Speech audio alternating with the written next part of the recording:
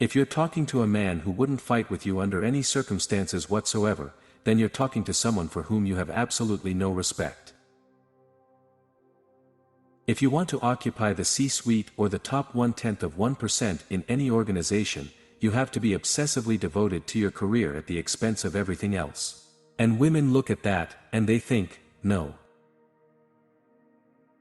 There were some great clinicians in the 20th century, great men. Freud was a genius, Jung was a genius, Carl Rogers was a genius, there's a half-dozen psychologists of the 1950s and humanists of the 1960s. If you learn a martial art, you learn to be dangerous, but simultaneously, you learn to control it. If you don't stand your ground, then all that happens is people push you backwards. You should do what other people do, unless you have a very good reason not to. Don't compare yourself with other people, compare yourself with who you were yesterday. No one gets away with anything, ever, so take responsibility for your own life. Assuming if there's such a thing as reality, if you have a false relationship with it, how can you do anything but fail? To me, ideology is corrupt, it's a parasite on religious structures. To be an ideologue is to have all of the terrible things that are associated with religious certainty and none of the utility. If you're an ideologue, you believe everything that you think. If you're religious, there's a mystery left there. You can't go backward in life. That's another hallmark of truth, is that it snaps things together. People write to me all the time and say it's as if things were coming together in my mind. It's like the Platonic idea that all learning was remembering. You have a nature, and when you feel that nature articulated, it's like the act of snapping the puzzle pieces together. In the West, we have been withdrawing from our tradition religion and even nation-centered cultures. The right-wingers don't want to admit that for some people, there are no jobs. They think that conscientiousness in and of itself will do the trick. People have been fed this diet of pabulum, rights, and impulsive freedom. There's just an absolute starvation for the other side of the story. It's in the best interest of the radical left types, best psychological and strategic interest, to refuse to admit to the possibility that reasonable people can object to their ideological staff. Because if reasonable people objected, that would imply that their ideological stance is not reasonable. The narrow bandwidth of TV has made us think that we are stupider than we are. Some of these Ivy League kids want to have it both ways. They want to be baby members of the 1%, which they most certainly are, and yet still portray themselves as the oppressed. My publication record puts me in the top 0.5% of psychologists. Obviously, I'm no fan of the radical left. I do believe that there are places where the mythological and the literal touch. It's very difficult to regulate yourself, and if you learn to do that, well, it starts to spill over. We have to rediscover the eternal values and then live them out. I've known for years that the university underserved the community, because we assumed that university education is for 18 to 22-year-olds, which is a proposition that's so absurd it is absolutely mind-boggling that anyone ever conceptualized it.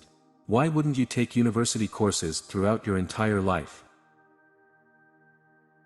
The literature associating inequality with social instability and poor health outcomes is pretty convincing.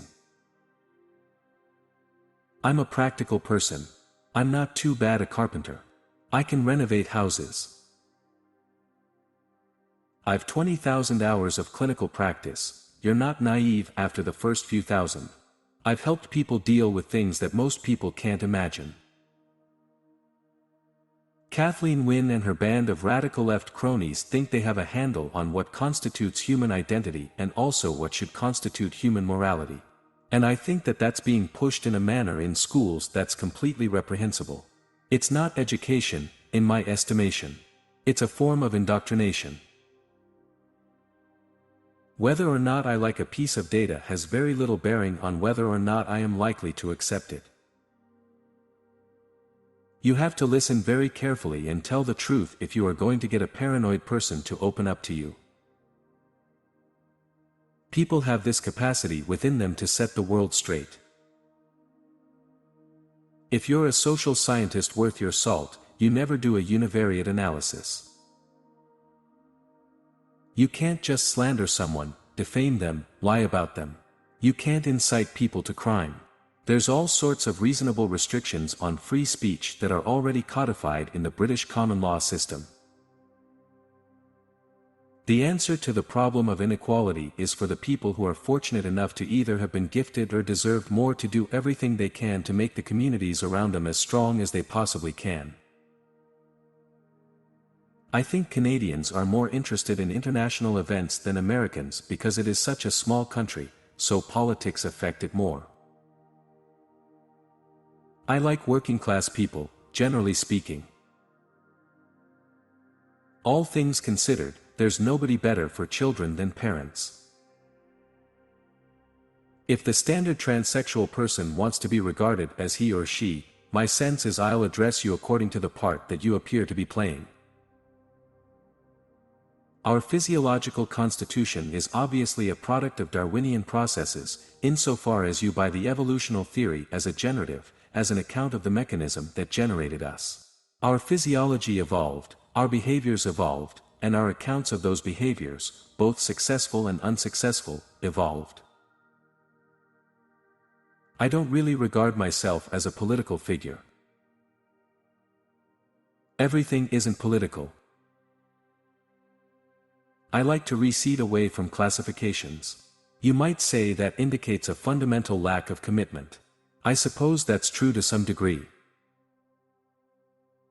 I'm always surprised when people respond positively to what I am saying, given its seriousness and strange nature.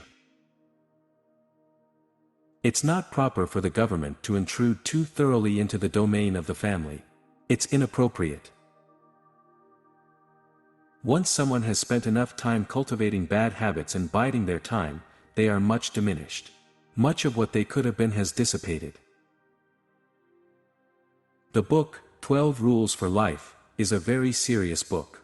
There's elements of humor in it, but I'm trying to struggle with things at the deepest possible level and to explain to people why it's necessary to live an upstanding and noble and moral and truthful and responsible life, and why there's hell to pay if you don't do that. I've done some analysis of the biblical stories as part of my psychological work.